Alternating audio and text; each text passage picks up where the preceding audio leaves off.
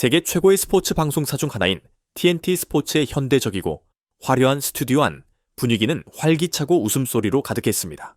무대 조명은 축구계의 뜨거운 이슈들에 대해 열정적으로 분석하고 농담을 던지는 평론가들, 즉 우리에게 익숙한 얼굴들을 비추고 있었습니다. 이날의 특별 게스트인 전설 디디에 드로그바는 침착한 모습으로 앉아 위트 넘치는 논쟁이 오갈 때마다 이따금씩 의미심장한 미소를 보탤 뿐이었습니다. 그야말로 편안한 분위기, 전형적인 축구 토크쇼의 한 장면이었습니다. 한 코너를 마무리하기 위해 진행자는 한 주간의 글로벌 스포츠 이벤트를 요약한 짧은 클립 영상을 재생했습니다. 수많은 장면이 대형 스크린을 스쳐 지나갔습니다. 옥타곤에서의 노가웃 장면, F1 트랙에서의 신들린 질주, NBA에서의 상상조차 할 수 없는 3점 슛. 그리고 마침내 마지막 이미지가 나타났습니다. 겉보기에는 그다지 특별할 것 없어 보이는 한순간이었습니다. LA 다저스의 야구 유니폼을 입은 손흥민이 다저 스타디움의 마운드 위에서 환한 미소를 지으며 연계로운 시구를 하는 모습이었습니다.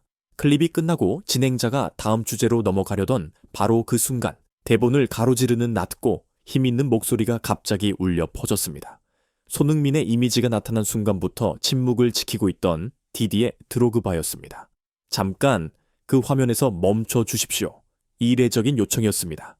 스튜디오 전체가 순간 정지했습니다. 모든 대화가 끊겼습니다. 진행자는 약간 당황했지만 이내 기술팀에 신호를 보냈습니다. 캘리포니아의 햇살 아래 행복한 미소를 짓고 있는 손흥민의 이미지가 다시 스크린에 고정되었습니다. 이제 모든 메인 카메라는 단 한 사람, 디디에 드로그백에 집중되었습니다. 그의 입가에서 미소는 완전히 사라졌습니다. 그 대신 마치 가장 긴장감 넘치던 챔피언스 리그 결승전에서나 볼 수 있었던 깊은 사색에 잠긴 표정이 나타났습니다. 처음에 스튜디오를 채웠던 즐겁고 활기찬 분위기는 사라지고 긴장감 넘치는 엄숙함과 무거운 침묵이 공간을 지배했습니다. 드로그바는 스크린을 뚜리어지게 응시했습니다. 그의 시선은 손흥민의 이미지를 넘어 더 먼 곳, 깊은 기억의 한편을 향하는 듯 했습니다. 그가 입을 열었고 그의 한마디 한마디에는 한평생의 무게가 실려있는 듯 했습니다. 저 미소를 보십시오.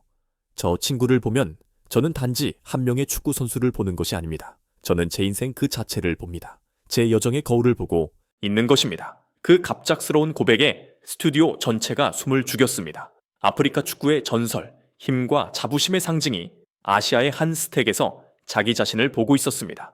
드로그바는 영광스러웠지만 동시에 순탄치 않았던 자신의 커리어 전체의 무게를 담은 목소리로 말을 이어갔습니다. 유럽에서 당신이 축구의 요람이 아닌 곳에서 왔을 때 재능만으로는 충분하지 않습니다. 당신은 다른 사람들보다 2배, 심지어 3배로 싸워야 합니다. 성공하기 위해서만이 아니라 단지 공정한 인정을 받기 위해서 말입니다. 손흥민은 지난 수년간 세계 최고의 공격수 중 한 명이었습니다. 그것은 논쟁의 여지가 없습니다. 하지만 그들이 과연 진심으로 그를 최고라고 불렀습니까? 아니면 항상 하지만이라는 단서가 붙었습니까? 마지못해 하는 인정, 다소 조심스러운 끄덕임 같은 것이었습니다. 그는 잠시 말을 멈췄지만 시선은 여전히 스크린에 고정되어 있었습니다. 그리고 그것은 보이지 않는 다른 짐들을 제외하고 하는 말입니다. 단지 당신의 피부색 때문에, 당신의 출신 때문에 마주해야 하는 말들과 시선들, 조국 전체, 나아가 대륙 전체의 상징이 되어야 한다는 부담감. 그것은 당신이 공을 터치할 때마다, 슛을 할 때마다, 세리머니를 할 때마다 당신의 어깨를 짓누릅니다. 당신은 자신만을 위해 뛰는 것이 아닙니다.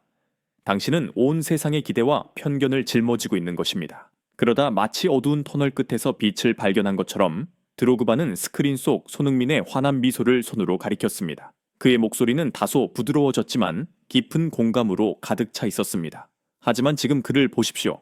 저 미소를 보십시오. 저것은 사교적인 미소나 고를 넣은 뒤 짓는 어색한 미소가 아닙니다. 저것은 마침내 모든 짐과 보이지 않는 족쇄를 벗어던진 사람의 미소입니다. 미국에서 단 몇 주 만에 그들은 그에게 더 이상 어떤 것도 증명하라고 요구하지 않았습니다.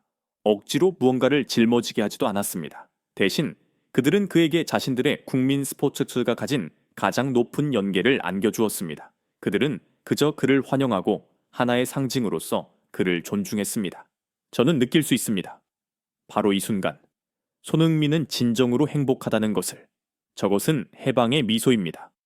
드로그바의 진심 어린 고백에 여전히 충격에 빠져 있던 진행자는 정신을 차리는데 몇 초가 걸렸습니다. 그는 마치 감춰졌던 진실을 깨달은 듯 깊은 생각에 잠긴 목소리로 말했습니다. 디디에가 방금 짐에 대해 이야기했습니다. 그것은 우리가 솔직하게 되돌아보게 만듭니다. 손흥민이 토트넘에서 짊어져야 했던 그 짐은 구체적으로 무엇이었습니까?